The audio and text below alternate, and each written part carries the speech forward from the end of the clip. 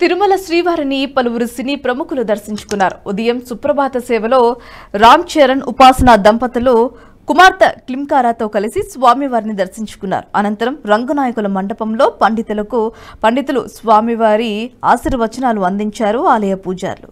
మరోవైపు నటి అనితతో పాటు బాలీవుడ్ నిర్మాత ఏక్తా కపూర్ కూడా శ్రీవారి సేవలో పాల్గొన్నారు. ఇరువురు స్వామివారిని దర్శించుకుని మొక్కులు చెల్లించుకున్నారు.